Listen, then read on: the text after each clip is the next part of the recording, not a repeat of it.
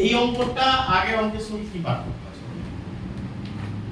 Class limit বলে দিয়েছে, class limit বলা আছে। আর লিমিট ক্লাস লিমিটে কি কি থাকে?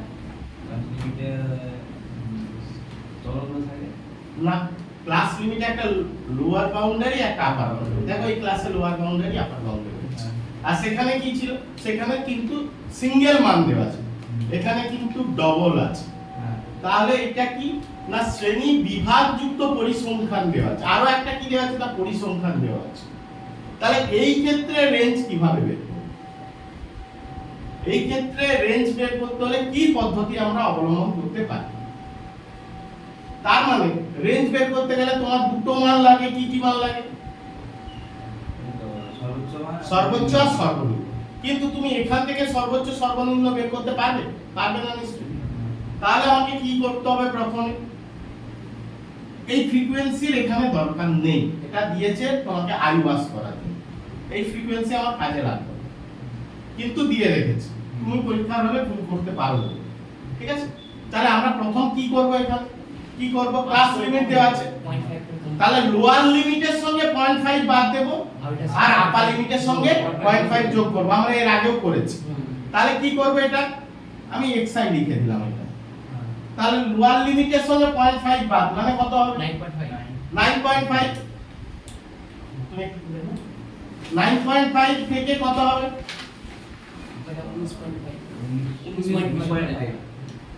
19.5। তারপরটা কত হবে? 19.5। আগে লোয়ার লিমিট থেকে 0.5 বাদ দাও। সূত্রটা কি? লোয়ার লিমিট মাইনাস 0.5 থেকে আপার লিমিট মাইনাস 0.5, এই তো সূত্র। তাহলে লোয়ার লিমিট থেকে দেখো 0.5 বাদ দিতে 9.5, এটা কত হচ্ছে? 19.5। আবার দেখো 20 আছে, 20 থেকে কত বিয়োগ করব? 0.5 বিয়োগ করলে দেখো 19.5 আছে।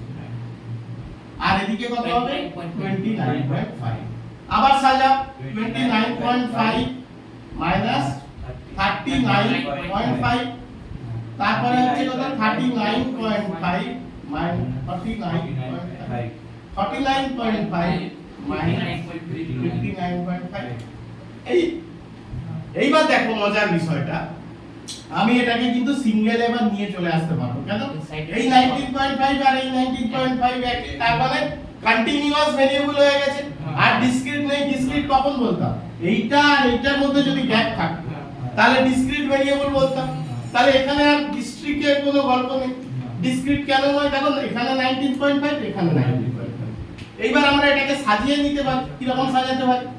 না xi সমান পরপর করে বসিয়ে দাও। 9.5, 19.5, 29.5, 39.5, 49.5, 59.5 সাজিয়ে দিলে। এইবার কি করব? তুমি করো। তার আমি আরেকটা কথা বলে দেই, আমি প্রসেসটা আরেকবার বলে দিচ্ছি। দেখো যদি এরকম ক্লাস লিমিট দেওয়া থাকে এবং ফ্রিকোয়েন্সি দেওয়া থাকে, সেই ক্ষেত্রে রেঞ্জ বের করতে হলে প্রথমে কি করব? লোয়ার লিমিট থেকে 0.5 বাদ দিয়ে দেব, আপার লিমিটের সঙ্গে 0.5 যোগ করব। তাহলে সেইটা করে আগে কেন করছি? না ডিসক্রিট ভেরিয়েবলকে কন্টিনিউয়াস ভেরিয়েবলে ট্রান্সফার করছি।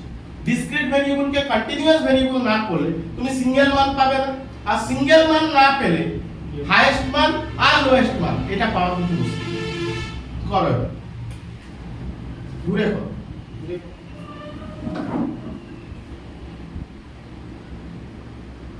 বোঝা যাচ্ছে অঙ্কগুলো? রেঞ্জ সমান সর্বোচ্চ মাইনাস সর্বনিম্ন লেখো। রেঞ্জ সমান চিহ্ন দাও, সর্বোচ্চ মাইনাস সর্বনিম্ন।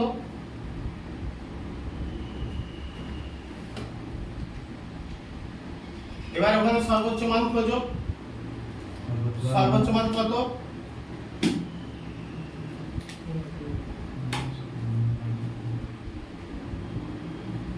তাহলে অ্যানসার কত হবে? 50। তার মানে এটা কি বলতে চাইছে? এই অঙ্কটা কি বলছে? কতটা বিস্তৃতি হয়েছে সেটা জানা যাচ্ছে না। এখানে যে চলরাশিগুলো দেওয়া আছে সেই চলরাশিগুলোর মধ্যে প্রসার, অর্থাৎ চলরাশির প্রসার 50। ঠিক আছে?